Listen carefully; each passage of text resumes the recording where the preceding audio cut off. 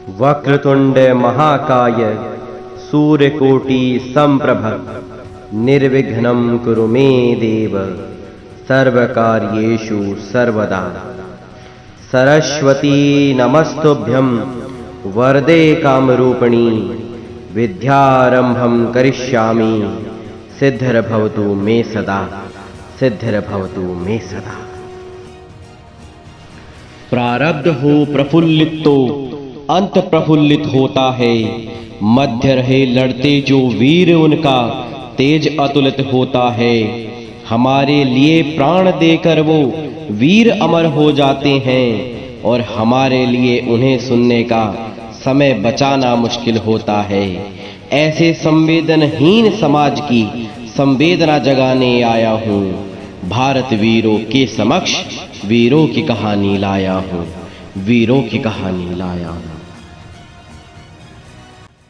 जय तु भारता मित्रों, मैं हिमांशु शर्मा वत्स ट्यूटोरियल्स के सौजन्य से आपके लिए लाया हूँ माँ भारती के वीर सपूतों की कहानी, वीरों की कहानी। हर शनिवार जिसके अंकों में हम किसी न किसी वीर की कहानी को सुनते हैं, अब से पिछले अंकों को सुनने के लिए आप हमारे चैनल पर जाकर उन्हें सुन सकते हैं। और आज मैं आपका स्वागत करता हूं आज के इस अंक में, जहां हम बात करने वाले हैं एक ऐसे वीर की जिसने युद्ध में अपने साहस का परिचय तो दिया ही, अपितु दुश्मन के बीच यातनाएं सहकर भी अपने देश की गोपनीयता का निर्वहन किया। जी हाँ दोस्तों, मैं बात करने जा रहा हूं 1962 में चीन के साथ लड़ाई में बंधक बना लिए जाने वाले और सहनशीलता के साथ साहस और बलिदान की उपमा बनने वाले परमवीर चक्र से सम्मानित लेफ्टिनेंट कर्नल धन सिंह थापा की। जहां जिस लोक में होगा वो वीर देखता ही होगा, अपने भविष्य को उसके भूत से मिलता वो देखता ही होगा। सोचता होगा जिनके लिए लड़ मर गया वो संवेदनहीन बने हैं आज, उसे सुनने का समय नहीं उनके पास, ये भी देखता होगा। उस वीर के बलिदान का तिनका समाज की आंखों में उड़ाने आया हूँ, भारत वीरों के समक्ष वीरों की कहानी लाया हूँ, वीरों की कहानी लाया हूँ। धन सिंह थापा जी का जन्म 10 अप्रैल 1928 को हिमाचल प्रदेश के शिमला में हुआ था। उनके पिता का नाम PS थापा था। धन सिंह थापा 28 अगस्त 1949 को 1 बटालियन 8 गोरखा राइफल्स में शामिल हुए और 21 फरवरी 1951 को लेफ्टिनेंट के रूप में तथा 21 फरवरी 1953 को दूसरे लेफ्टिनेंट के रूप में पदोन्नत किए गए। इसके बाद में 1956 में लेफ्टिनेंट और 1957 में कप्तान के रूप में पदोन्नत हुए।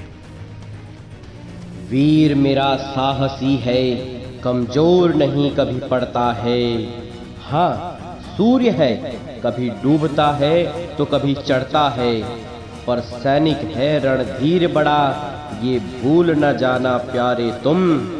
एक कुशल सिपाही ही देश का कुशल भविष्य गढ़ता है। उस वीर के महत्व का तुम्हें भान कराने आया हूँ, भारत वीरों के समक्ष वीरों की कहानी लाया हूँ, वीरों की कहानी लाया हूँ।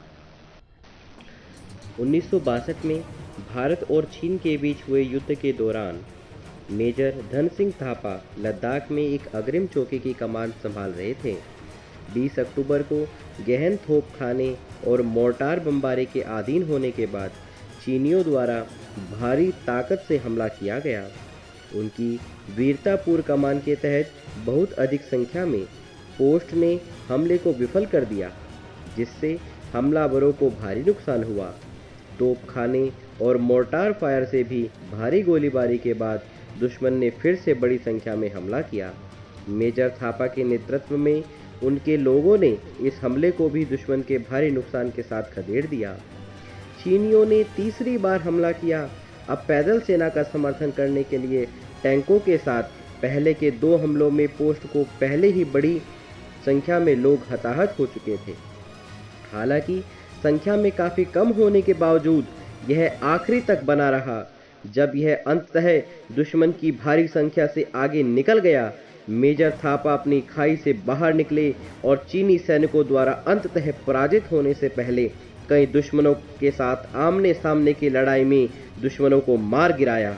मेजर थापा का अदम्य साहस, युद्ध के विशिष्ट गुण और नेतृत्व हमारी सेना की सर्वोच्च परंपराओं में से एक थे।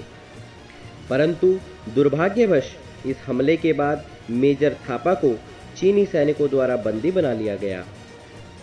परंतु उनके साहस ने चीनियों के मन में भारत के सैनिकों का भय पैदा कर दिया। प्रतिज्ञा लेकर देशभक्ति की सामर्थ्य दिखाते हैं अपना, भारत की रक्षा के हित में शीश कटाते हैं अपना, अखंड स्वतंत्रता के हित में बलिदान जवानी करते हैं। संकल्प है बस यही कि उज्जवल भारत हो जाए अपना। उज्जवल भारत के संकल्प को फिर से दोहराने आया हूँ, भारत वीरों के समक्ष वीरों की कहानी लाया हूँ, वीरों की कहानी लाया हूँ। थापा के इस सहनशीलता से भारत के कई राज दुश्मन पता नहीं कर पाया।